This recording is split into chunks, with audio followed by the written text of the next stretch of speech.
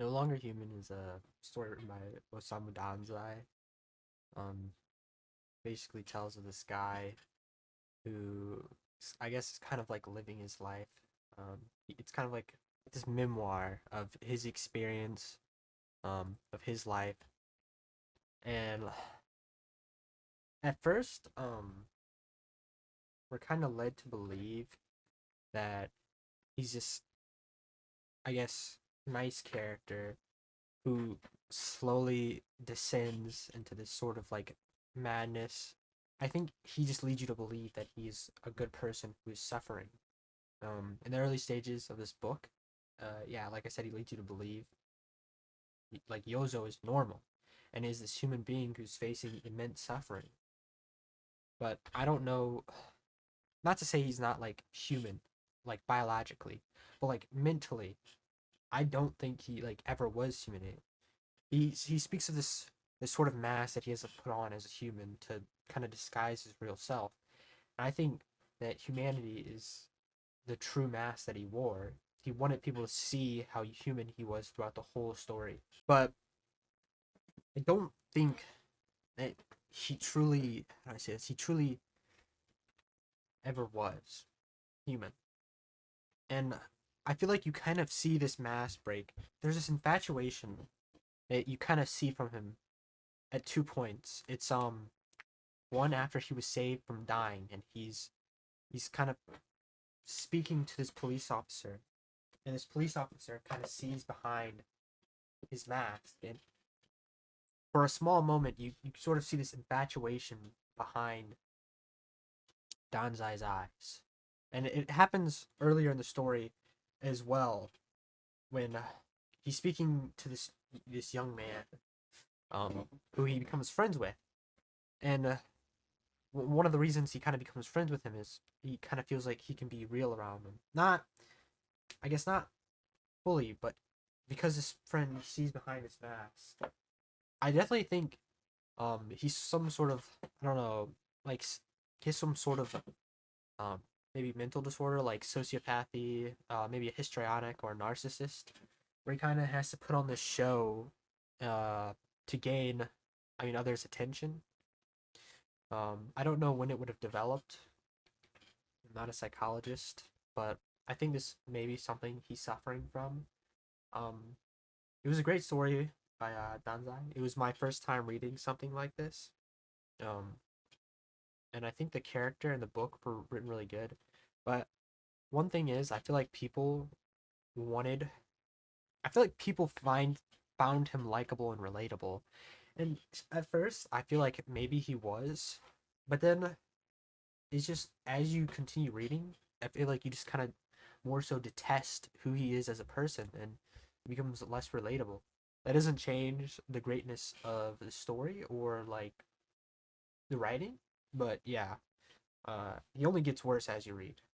Like one of the parts that like really stood out to me, it was, let me find it. It was page 124, and it was, he basically was saying with this little girl and this mother, and he kind of saw them as family.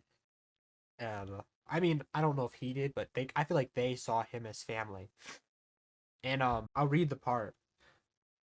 It really like stuck with me. This is like quoted from the book. It's like 123 to 124 of how the exact copyright works. I'm not sure how that works, but basically he views in on this little girl and her mother, and he kind of asks for happiness, which is right in front of him. Doesn't take it. And I'm sort of disappointed by this action. I think he should have went in. They're kind of just playing with a bunny, and I think this could have been a moment of change for him. If you want the exact passage, it's at the bottom of 123. Continue over to 124. Go read the book. Very good. But yeah, basically he does this. He gives this prayer where he wishes for happiness, and happiness is right in front of him.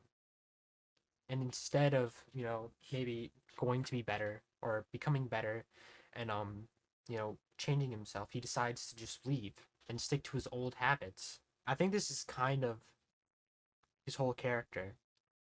I mean, you see it throughout the whole story. He never kind of faces the problem. He just wants to find a way to escape, and he's always escaping.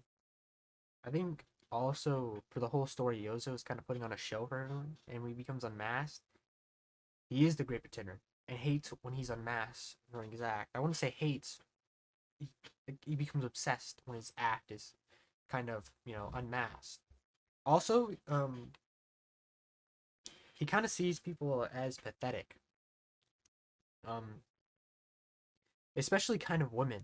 There's this one part I remember, but how he was describing them, it's just I don't know. How he continues to describe them is kind of weird. It's like he sees them below them. I mean, I feel like he kind of sees all people below him, but especially women.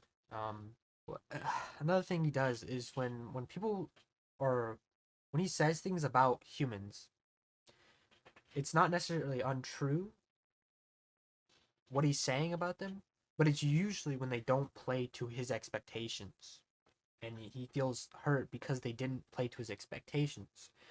So although what he says may be true, it's usually the reason behind why he's saying it usually is so it fits his narrative. And I feel like that's why I don't know, he can kind of be he's an unreliable narrator for the story, so I just want to put that out there. He has this habit of in his head, sometimes out loud, he seems to slyly be judging people.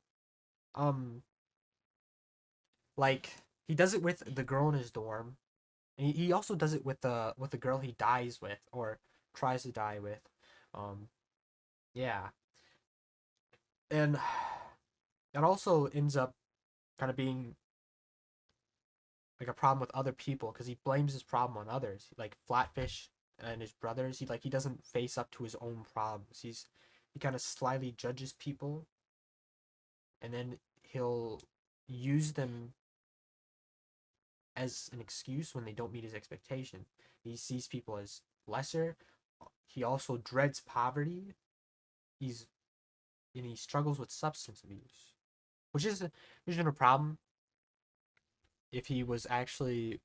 I mean, I feel like there's a willingness to seek help, and maybe sometimes you can't, but I just don't think he would have, even if there's a way he could have, because I feel like there was multiple chances he could have before he became a drug addict or fell into alcoholism. You know, I'm not sure all the stuff like that. I've never seen it. I wish people who fall into those problems the best, but yeah, him abandoning people is constant. With that girl, he did it with many girls. He would be in a good position with them, fall into a bad habit, didn't want to recover, and he would leave. Or he'd be happy, leave. He would find this good place and just not want to pursue it. He's very untrusting of people, which, is fair, but just how he does it. Also, he had this habit of coming into someone's life, making it worse, and trying to make his own better, trying to find a good place for himself, and then for himself to just become worse. So he constantly just make people's life worse, make his own worse. Um, it's truly the suffering of a narcissist, in my opinion, or something else of sorts. It kind of goes how his life goes is kind of this childhood egoism regret, and then there was other part that really rubbed me the wrong way, and I think it's where he's talking about Kiyoshi, which is a young girl that he kind of that he meets, and I don't know, he's kind of talking about her like she's like fresh blood, and it really just rubbed me the wrong way. I didn't like how he was talking about her.